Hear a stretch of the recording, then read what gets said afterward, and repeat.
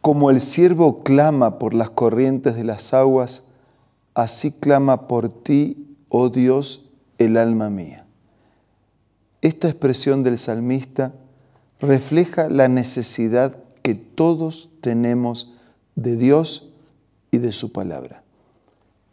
Por ese motivo, todos los días nos encontramos para leer y meditar en las Sagradas Escrituras. Hoy lo hacemos sobre el capítulo 37 de Isaías, pero antes pedimos la bendición de Dios. Padre nuestro, bendícenos ahora al leer y meditar en tu palabra. Te lo pido y te lo agradezco en el nombre de Jesús. Amén. En el capítulo 37 de Isaías encontramos una escena de llanto, de luto.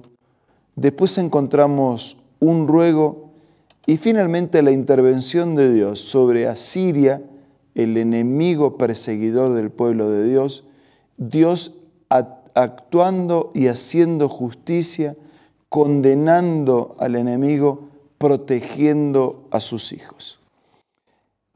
En este capítulo 37 de Isaías se profetiza la liberación de Jerusalén.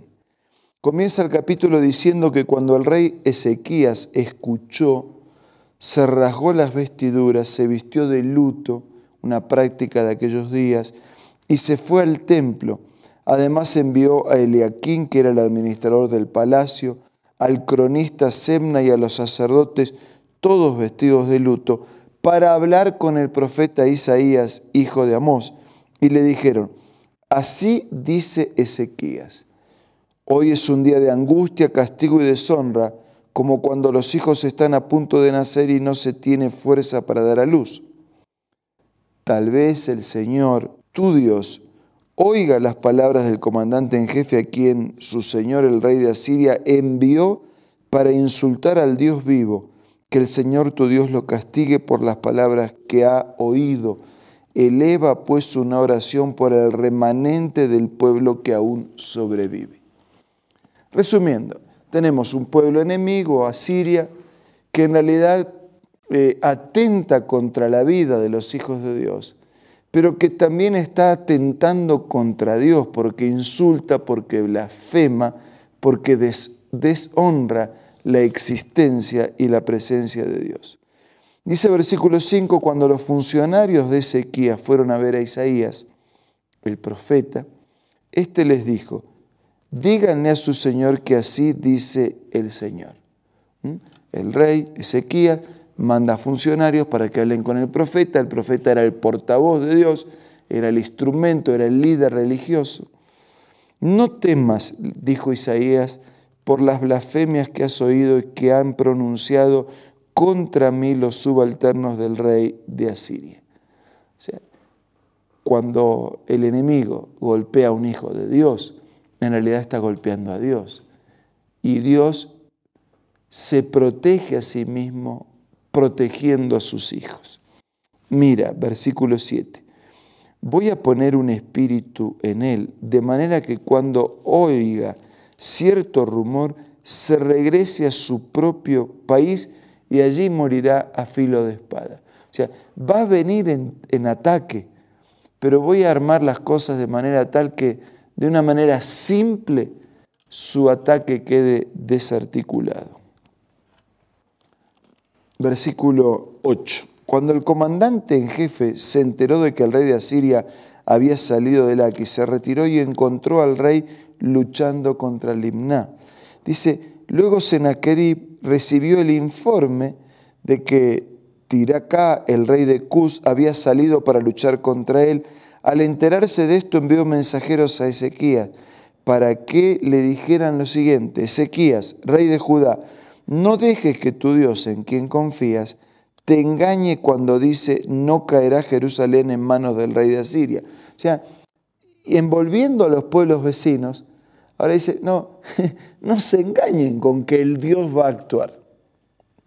No se engañen con que el Dios de ustedes va a actuar, que Jerusalén no va a caer en manos de Asiria. Sin duda, versículo 11, te habrás enterado de lo que han hecho los reyes de Asiria en todos los países destruyéndolos por completo. ¿Y acaso vas tú a librarte? Versículo 12. ¿Libraron sus dioses a las naciones que mis antepasados han destruido?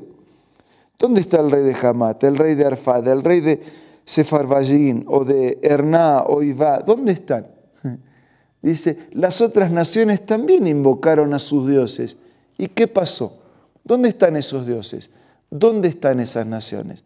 Fueron destruidas, que no pueden conmigo, no pueden con Asiria. Así que no recurras a tu Dios. Ya otros usaron ese camino de recurrir a sus dioses y no funcionó. Versículo 14. Ezequías toma la carta de mano de los mensajeros, la leyó y entonces subió al templo del Señor, desplegó la carta delante del Señor y oró de esta manera. Estaba amenazado, se sentía débil, frágil, burlado por el enemigo. Busca a Dios. Dice, Señor Todopoderoso, versículo 16, Dios de Israel, entronizado sobre los querubines, solo tú eres el Dios de todos los reinos de la tierra. Tú has hecho los cielos, la tierra. Presta atención, Señor, y escucha. Abre tus ojos, Señor, y mira. Escucha todas las palabras que Sennacherib, el rey de Asiria, ha mandado a decir para insultar al Dios viviente. Es verdad, Señor, que los reyes asirios han asolado todas estas naciones y todas estas tierras. Versículo 19. Es verdad, Señor, que han arrojado al fuego sus dioses y los han destruido porque no eran dioses, sino solo madera, piedra, obra de manos humanas. Versículo 20. Ahora pues, Señor, Dios nuestro, sálvanos de su mano, para que todos los reinos de la tierra sepan que solo tú, Señor, eres Dios. Hay un propósito de glorificar a Dios y también hay un propósito misionero. Señor, sálvanos para que los demás sepan que hay diferencia entre nuestro Dios y los otros dioses. Porque nuestro Dios hizo, o sea, nuestro Dios creó, todo se originó y se mantiene por Él. Los otros dioses fueron hechos de madera, de plata, con las manos humanas. Señor, tú eres el Dios verdadero porque tú existes y los otros no existen. Por favor, sálvanos. Y al salvarnos, que sea para que los demás se den cuenta que Dios existe. El capítulo continúa, la promesa es segura. Aquel pueblo iba a ser destruido por la actuación de un ángel sin disparar una sola bala, diríamos en un vocabulario de hoy, sin un solo tiro disparado. Un ángel de Dios actuó sobre todo el campamento asirio en una noche y 185.000 fueron destruidos.